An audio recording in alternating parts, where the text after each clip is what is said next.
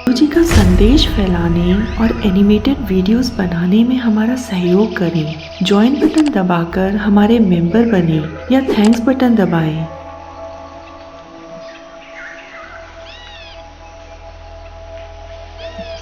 संसार में ज्ञान का प्रसार करते हुए श्री गुरु नानक देव जी भाई बाला और भाई मर्दाना संग यात्रा करते हुए बंगाल तथा ढाका में जा पहुँचे।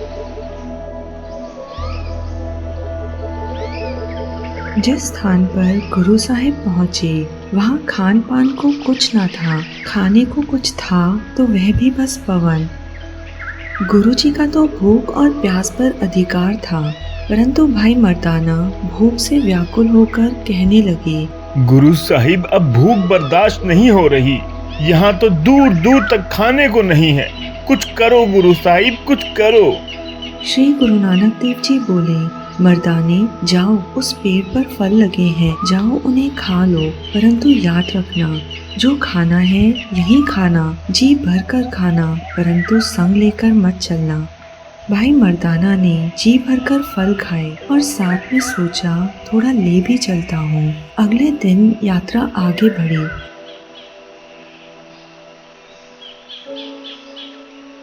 और भाई मर्दाना को फिर भूख लगी और उन्होंने साथ लाए हुए फल खाना शुरू कर दिया।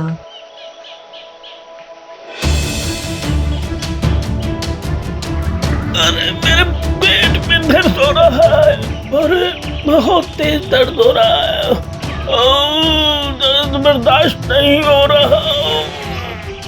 गुरुजी भाई मर्दाना की यह दशा देख मुस्कुराने लगे। गुरु साहब, मेरी जान निकले जा रही है और आप मुस्कुरा रहे हैं। मर्दाने, तुमने आज्ञा का पालन नहीं किया, जिसकी वजह से तुम्हारी यह दशा हो रही है। गुरुजी ने एक फल तोड़ भाई मर्दाना को दिया, जिसे खाते ही भाई मर्दाना भले चंगे हो गए। अब कुछ जान में जान आई। यात्रा फिर आगे को बढ़ गई। वे लोग एक राजा के राज्य में पहुँचे। जाने भाई मर्दाना के मन में क्या आया। वह बोले, गुरु साहिब, अब मैं आगे नहीं जाऊंगा, अब आप तो मुझे आज्ञा ही दे दीजिए। गुरुजी बोले, मर्दाना, मानो बहुत सी मुसीबत आने का भय है, इसलिए तुम्हारा हमारे संग रहना ही उचित है। नहीं गुरु साहिब, मैं आगे नहीं जाऊंगा।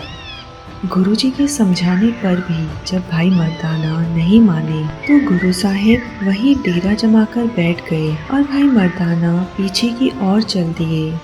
भाई मर्दाना के कदम आगे को बढ़ रहे थे, परंतु वह नहीं जानते थे कि उनका हर कदम उन्हें मुसीबत की ओर ले जा रहा है।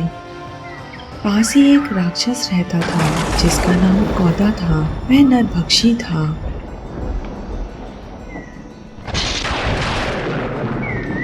सभी नगरवासी इस बात को जानते थे, इसलिए कोई भी उस रास्ते से नहीं गुजरता था, और अगर कोई भूल चूक से गुजरता था तो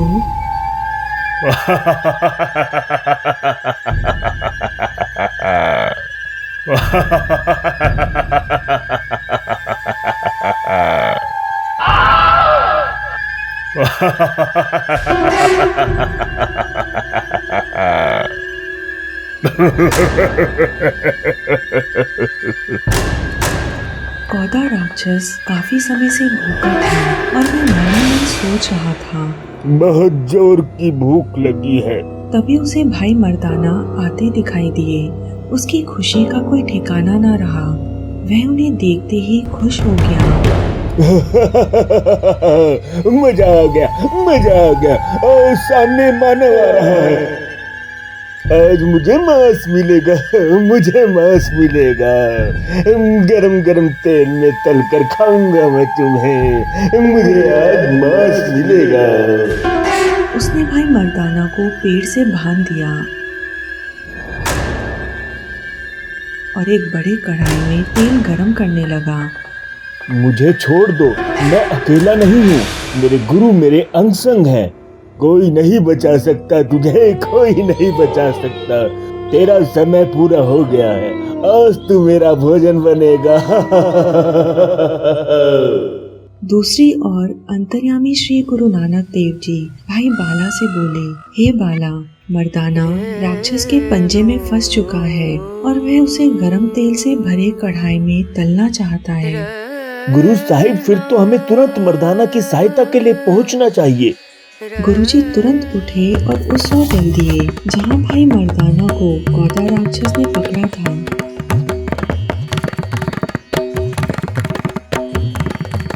गुरुजी ने भाई बाला को कहा, हे बाला, वह तेरे सामने तेल का कढ़ाया है जिसमें मर्दाना को तलकर वह खाना चाहता है।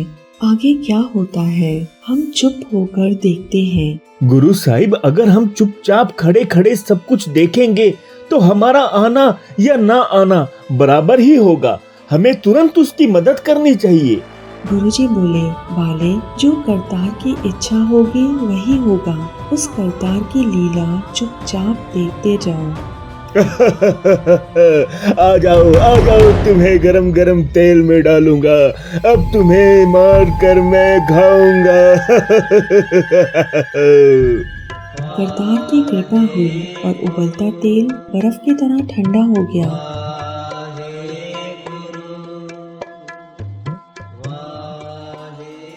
यह क्या हुआ? गरम तेल बर्फ की तरह ठंडा हो गया। तभी वहाँ गुरुजी और भाई बाला आ गए। कौन हो तुम लोग? कौन हो? क्या मेरे तेल का ठंडा होने का कारण तुम ही लोग हो? गुरुजी ने कहा, हे भाई, तू इसे खाता क्यों नहीं? और कौदे राक्षस तुमको किसकी प्रतीक्षा है? तुम लोग मेरा नाम कैसे जानते हो और तुम यहाँ कैसे आए हो? इसके पश्चात गुरु साहिब ने वचन कहे जो शब्द श्री गुरु ग्रंथ साहिब अंग 1002 में दर्ज हैं। हे भाई, गुरु ने जिस मनुष्य के पैरों से मोह की बेड़ियां काट दी, जिसको मोह की कैद से आजाद कर दिया, उसके मन में आत्मिक जीवन की सूझ पैदा हो गई। उसका भ्रम का अंडा टूट गया। उसका मन आत्मिक उड़ान लगाने के योग्य हो गया। जैसे अंडे का कवच टूट जाने के बाद उसके अंदर का पंछी उड़ान भरने के लायक हो जाता है। जिस मनुष्य को गुरु ने आत्मिक ठंड देने वाला हरि नाम दे दिया, उसके अंदर से तृष्णा की आग के शोले बुझ गए। उसकी माया के खातिर भटकना समाप्त हो गई। जब किसी भाग्यशाली मनुष्य को गुरु का मिलाप हासिल हो जाता है, तब उसके आत्मिक जीवन पर निगाह रखने वाले विकार उसको छोड़ जाते हैं। जब परमात्मा की ओर से आत्मिक जीवन की राह में डाली हुई रुकावट उसकी मेहर से गुरु के द्वारा खत्म हो जाती है, तब उन निगाह रखने वालों का सरदार कोतवाल मोह भी कुछ बिगाड़ नहीं सकता। जिस मनुष्यों पर गुरु ने उपकार कर दिया, वह संसार समुंदर में डूबने से बच के किनारे पर पहुंच गए। उनके अनेक जन्मों के किए बुरे कर्मों का कर्ज यानी विकारों के संस्कारों का संग्रह खत्म हो गया। वे बुरे कर्मों की कैद में से निकल गए। हे नानक, जिस मनुष्य पर गुरु ने मेहर की, उसने अपने हृदय घर में सदा कायम रहने वाला नाम राशि को पा लिया। सदा कायम रहने वाला नाम सौदा प्राप्त कर लिया। उसने सदा स्थिर हरि नाम को अपनी जिंदगी का उद्देश्य बना लिया। सदा स्थिर हरि चरण ही उसके लिए आत्मिक निवास का स्थल बन गए, बैठक बन गई। हम जानते हैं कि आपके मन में यह प्रश्न आ रहा होगा कि भाई मर्दाना ने गुरुजी की आज्ञा का पालन क्यों नहीं किया, और श्री गुरु नानक देव जी को यह बात मालूम होते हुए भी कि भाई मर्दाना के साथ क्या होने वाला है, उन्होंने उन्हें अकेले जाने दिया। तो हम आप सबको यह बता दें कि श्री गुरु नानक देव जी हर काम किसी न किसी के उद्धार करने के लिए करते थे। इस साखी में भी गुरुजी ने भाई मर्दाना की मदद से नरभक्षी कौदा का उद्धार किया। सतनाम श्री वाहेगुरु।